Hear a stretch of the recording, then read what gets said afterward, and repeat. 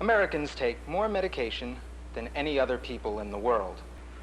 FDA figures estimate that in the United States, 10 trillion pills were taken, and that the average American is on 3 different kinds of pills at any one time. The physician and layman sometimes fail to realize that drugs are dangerous and are often used unnecessarily. We are here at the University of Maryland School of Medicine, where the Department of Pharmacology has taken a radical approach to the problem of physician awareness and of the problems and the consequences of drug prescribing. Oh, excuse me, sir. I see you've just taken the pharmacology examination. Yeah. Well, what's your name? Gerald Driggs. How was it? Well, it was terrible, of course, but it's terrible on everybody. I studied a little bit harder on this test, so I feel fairly good about it. Is there anything you did in particular to study for this exam? Well, yeah. After the last test, I found I was forgetting many of the drugs, so this time I thought I'd use some of these memory aids you've been hearing about. Mnemonics. Mnemonics? What sort of mnemonics did you use? Well, for example, take the drug thioridazine. I think of Theo, the cop, or Kojak, and, well, because he's a cop, he's a pig, and also he wears sunglasses, so he must have retinitis pigmentosa. Well, also, he's involved in law enforcement, so he works with psychotics, and so he's antipsychotic.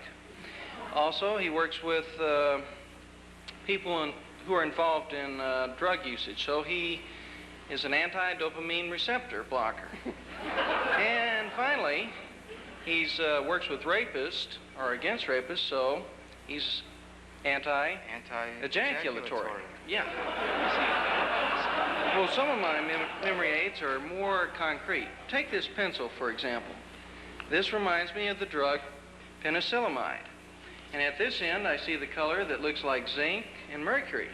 In the middle, this color looks like copper, and at the end, it looks like lead. Cute. See, it's a heavy antagonist, heavy metal antagonist against all these different metals. Which reminds me of another mnemonic. You have more mnemonics? Sure. You know this bromo-seltzer building that you see out there?